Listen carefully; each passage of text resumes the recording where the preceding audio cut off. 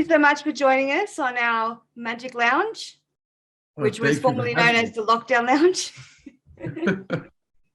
Thank God that's over. Yeah, that's the truth, isn't it? Yeah, yeah. Back to some form of normal. So, Sal, what have you been up to? Back to work. Everything opened up. So me and my wife have been back to work. Literally, we just got home. Oh, fantastic. Yeah. I have a question for you. So why do they call you the Hitman? Well, because of my thuggish looks. My wife gave me that name because of my thuggish looks. Excuse me, I got a bad cold here. So I just got to excuse me for that. Killer skills. And because of my killer skills. Yeah, we have seen your work, and we do appreciate everything you do. It's thank you. Yes, I guess, yeah. Yeah. Oh, I appreciate that. All right. So did you want to ask? You wanted to ask Sal some questions? Yeah. Did you want to go first? Yeah. Well, I just asked him about the Hitman thing. Right. Yeah. Well, I have an interest in scams and cons and whatnot. A lot of the things that I gravitate towards are more sort of bar bet orientated, that sort of thing. Sure. I was wondering if you have any favorite bar bet style scams or cons that you'd like to share with us. I mean, wow. I've got one because of my military background. One of my favorite ones is whenever I'm at the pub with army friends or whatnot, I'd make the bet that I can do anywhere between, let's say, 200 and 300 push-ups in the space of a minute. And I bet them a beer or 2 beers or whatever, something like that. And if they are dumb enough to take the bet, I drop down and I do 3 or 4 push-ups because I'm sure you picked up on it. The bet was between 200 and 300 push-ups, not between 200 and 300. So those are my sort of scams that I really enjoy. No, that is a good one. Bar bets. Wow. I mean, we did a whole TV series on it called Game On America. I'll send you the link. And that was a whole 13 episodes just on bar bets, carnival games. But if I had to say one of my scams, I think it'll be no, something, we'll just do it. Watch this. You let them shuffle the deck. And they can shuffle, fast shuffles. And then you make a bet. What ace you going to turn over first? What would you say? Question, sorry? What ace? What ace? What ace do you think will hit first? The spade. I'll go with clubs. Oh, you won.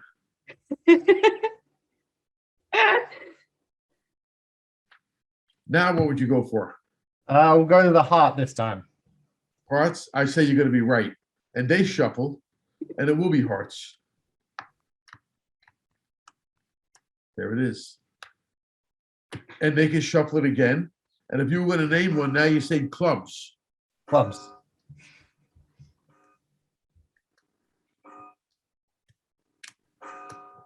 There it is. And then they can shuffle it again.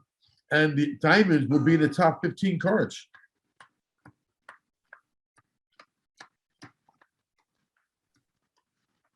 Oh, it's way off. You know something? Let's do this then. Oh, God, yeah, it was way off. But there's no way you could be wrong about the order. And that's just because of the shuffling.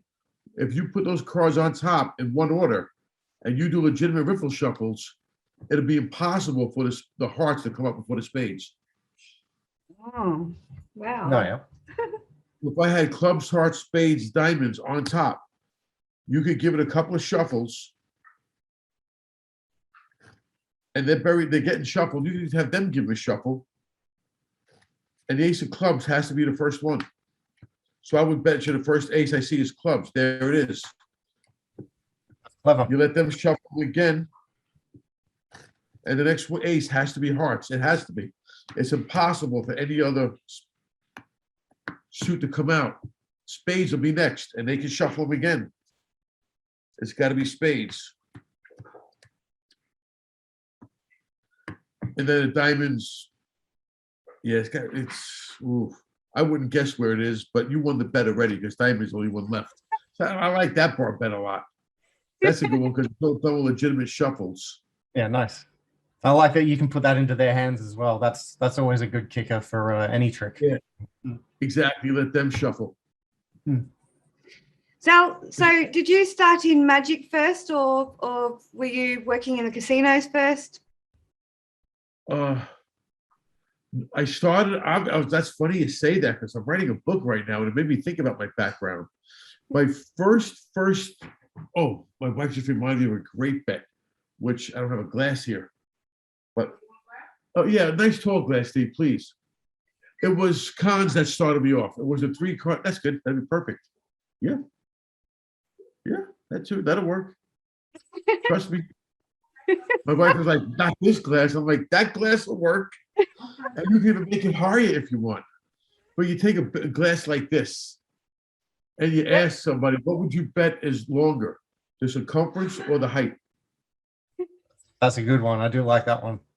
Yeah, Most people would bet the height. Height.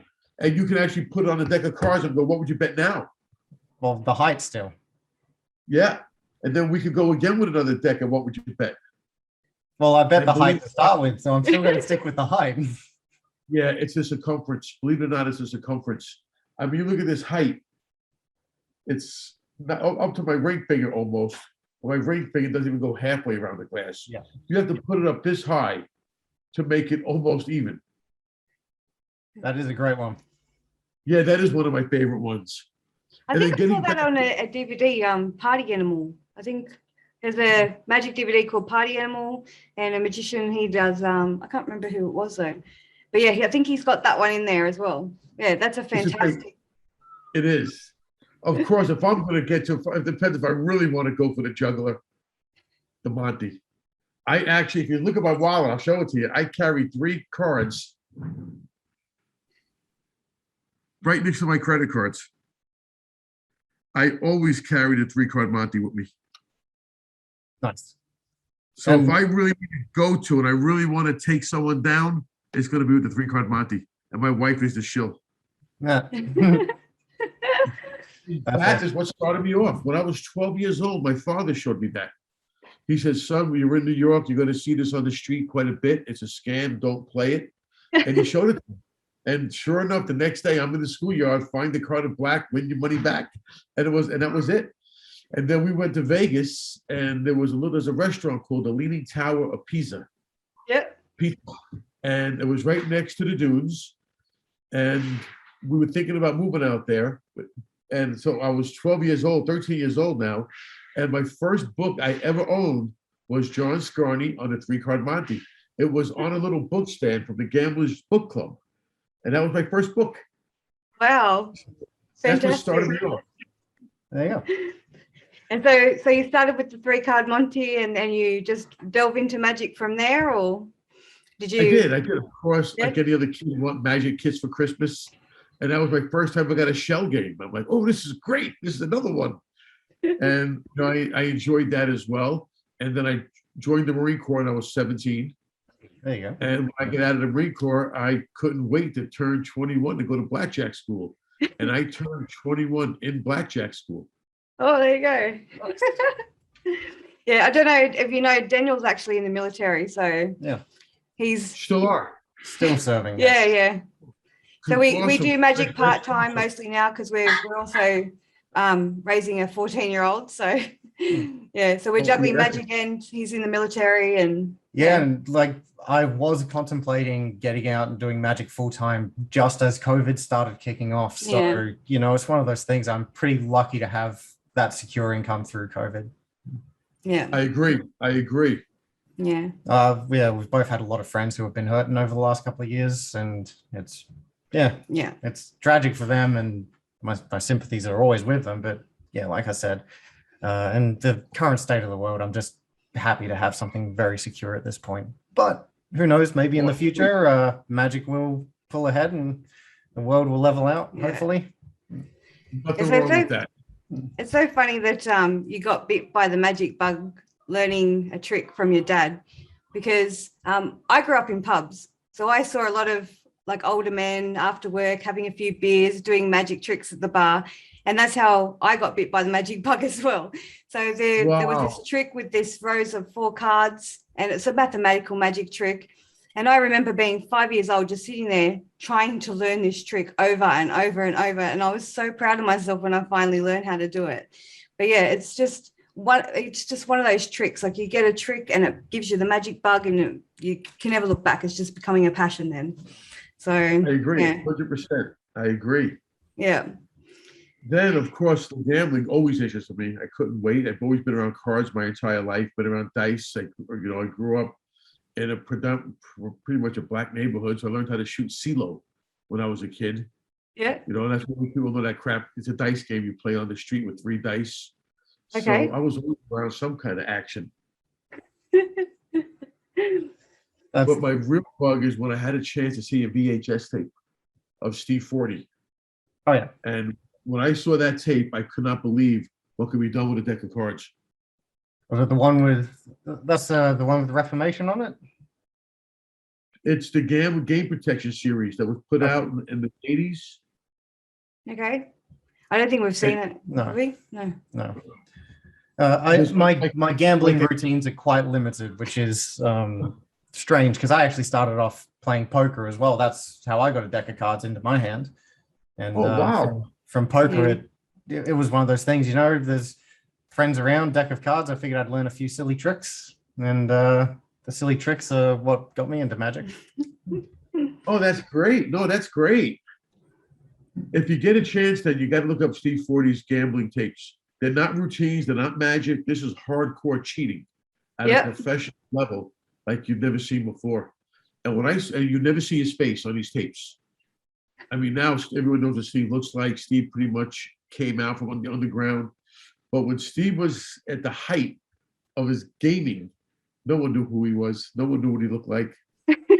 So my buddy Sal Sanchez had tickets to see Steve lecture at the MGM Grand in Las Vegas. Yeah. I was working in New York. I couldn't get off from work. And I said, when am I ever going to see? When am I ever going to get a chance to meet this man again? So I called the airline, and I worked midnight to 8. I called an airline and said, listen, I have to go to Las Vegas tomorrow morning, early as possible. This is back in the early 90s. Yeah. She says, without a 2-week notice, the tickets can be very expensive. I said, I don't care how much it costs. I have an empty credit card and I'm ready to use it. And then she said, when do you want to return? I said, I have to return tomorrow. And she really thought I was joking, but I wasn't. And the next day, I paid a lot of money for this ticket back then. I had somebody relieve me an hour early from work. I went to Kennedy Airport, jumped on a plane, changed out of my uniform in the airport, went to Vegas, went to the MGM, saw Steve Forte lecture. He turns around and says, Salvatore, have dinner with me. I said, Steve, I can't. I have to go back. He says, well, when you get home, call me. I flew back home. I was maybe a half hour late for work that night. And when I told everybody I was in Vegas today, nobody would believe me. Everyone's like, Sal, we saw you. I'm like, no, I really was. And I spoke with Steve every day on the phone until me and my wife decided to move. And I moved to Vegas because there was a casino opening up in Reno. So I moved to Vegas first. I used to deal craps at the El Cortez from 3 o'clock to Wow. 11 o'clock. Get off work 11 o'clock, go home, sleep until about 3 in the morning, get in my car and drive to Steve's house and pretty much live with Steve from 3 in the morning to 2:30 to get back to work to deal craps again. And I did that every day for a long time. Then we moved to Vegas. I even moved close to Steve, and every day I was with him. He pretty much was my mentor. Wow. So everything you learned about spotting a cheat in the casinos, did you mostly learn from him, or did you learn from experience over the years as well? Most him. Most everything I learned definitely came from him. Yeah. Yeah. I mean, unlike anything else, I tell everybody, if you ask me something I don't know, I promise I'll get an answer for you. And Steve is the first one I call. And I'm going to tell you, I've never made a second phone call.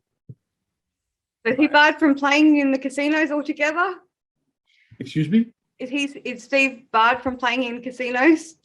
Yeah, nobody wants him in a casino. He's pretty much now he's writing. I don't know if you've seen his books, Gambling Sleight of Hand. No, I haven't. I'm only going to show you volume 1. Well, I'll show you both volumes. This is them. Oh, yes, I have seen them. Yes. Incredible what's in these books. Incredible. You don't need any other book. And I'll tell you, nobody will ever want to read Ernest again after seeing those books. Yeah. We definitely have to get one then. Yeah. Oh yeah, that out of print for did a couple of days, sold out. Then he did a second printing, and now it's the second edition, second printing. That's what he's working on. And now I think there's gonna be a third one coming out soon. Yeah, nice. Third printing. Yeah. So I was wondering, you've been catching people out cheating at casinos for a while now. What's the most clever thing you've seen at a casino, or just outside of the casino as well, I guess? What's the cleverest cheat or con that you've come across? The cleverest, without a doubt. And there was a casino in Macau, and they had a high roller play on the VIP room on the 23rd floor. He lost millions. Well, he went back to the casino later on and said, listen, I lost a lot of money in your VIP room on the 23rd floor. And they said, we don't have a VIP room on the 23rd floor.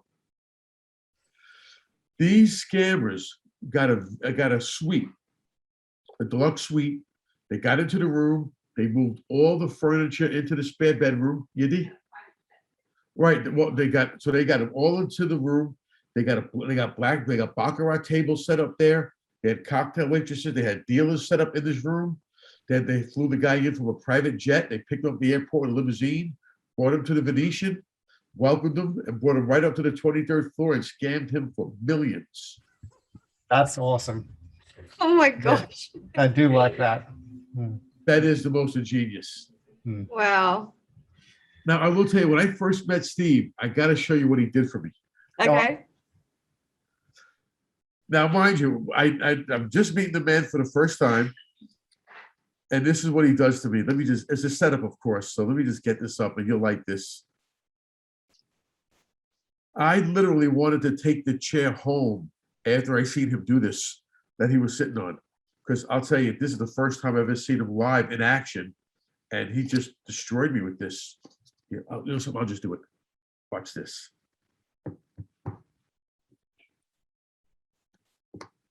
So here he starts off with the 410s.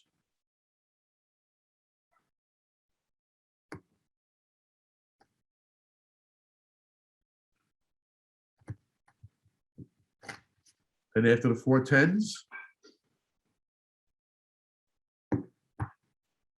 here come the 4 jacks.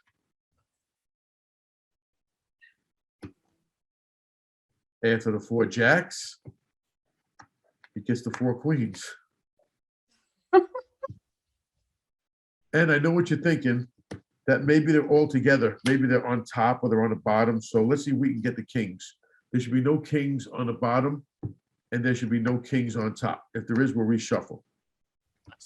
And anytime he wants those kings, here come the 4 kings. And then after the kings, I should have done a slip. But then he brings out the 4 aces. Anyway, I missed him, but that's what the first thing he did for me. And that was it. I'm like, oh, that's it. I'm done. I never want to touch, after seeing that live, I never want to touch a deck of cards again. That's fantastic. That is very nice. Looks like we may have to invest in some more books. Yes, definitely. Well, I'll tell you, it's the same move repeated over and over again. Here, we'll just show you real quick. Here go your 4 kings. We'll just do queens, jacks, and kings and aces. It doesn't matter really. So all these cards are on top in order. So what am I missing? 2 kings and the aces. So here you go. Oh, kings, queens. Okay, aces. Oh, here we go. We're set.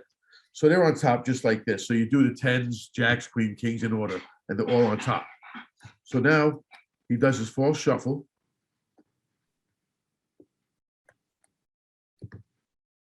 And he shows the top 4. When he puts these on top, that one stays side jogged right here. Yep.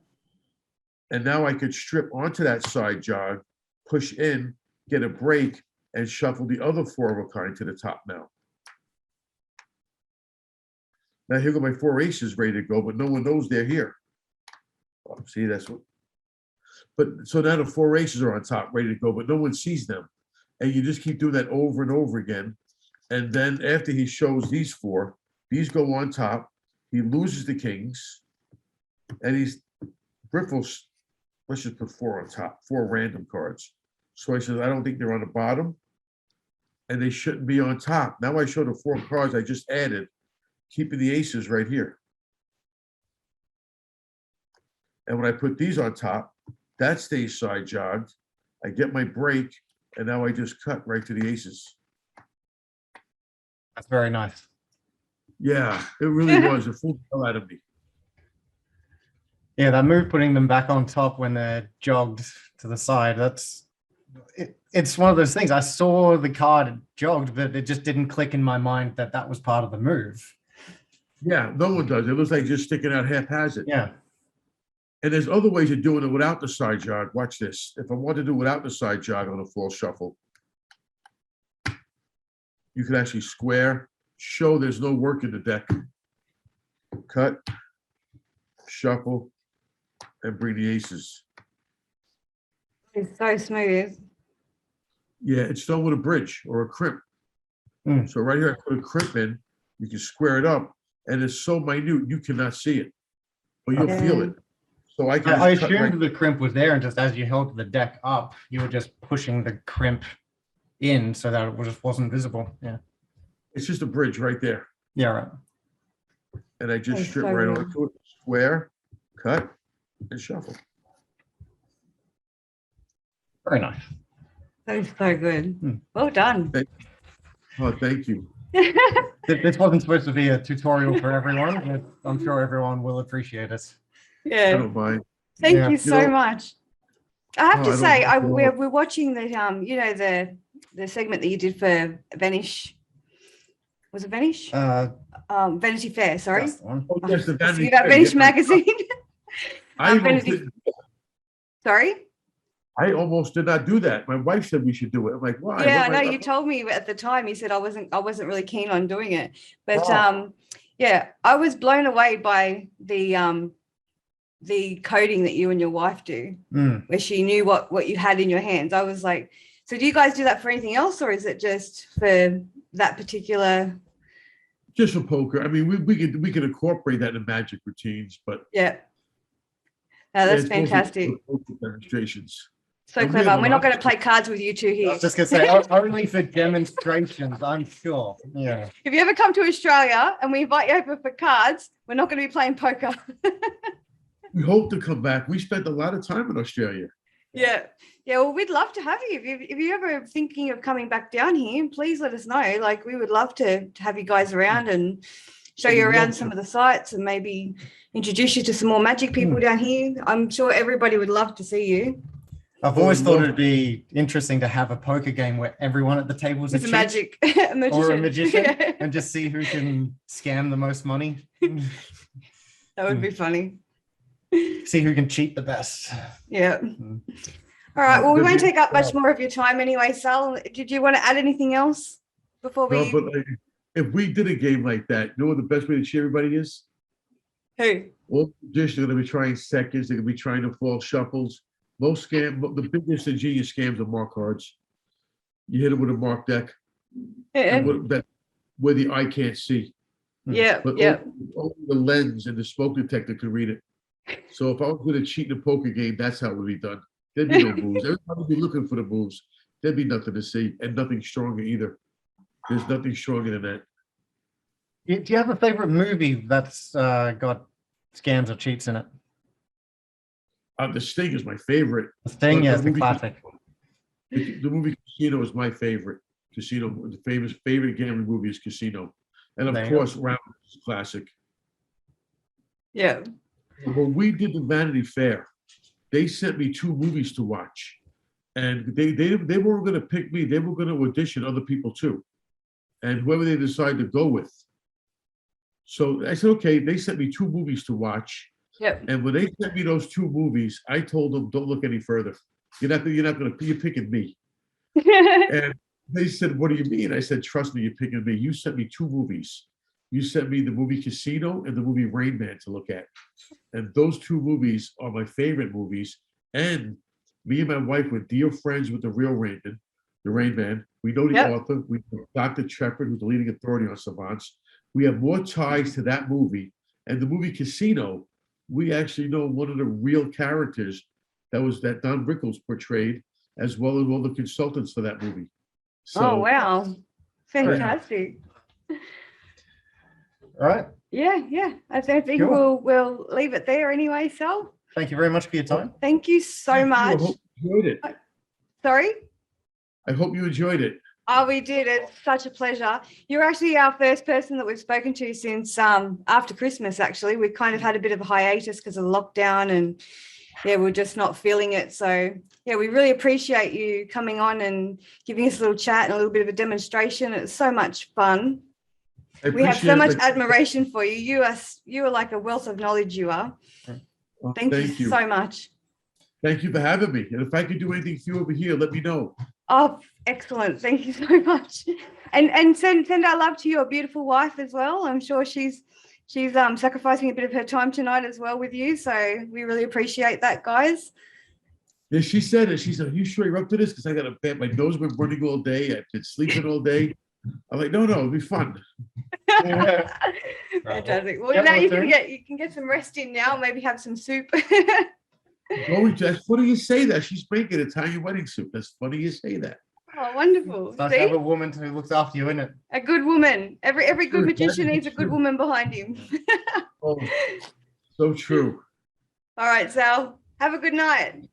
Thank you. Thank you Take so care. much. Thanks again. Thank you. Bye. Bye.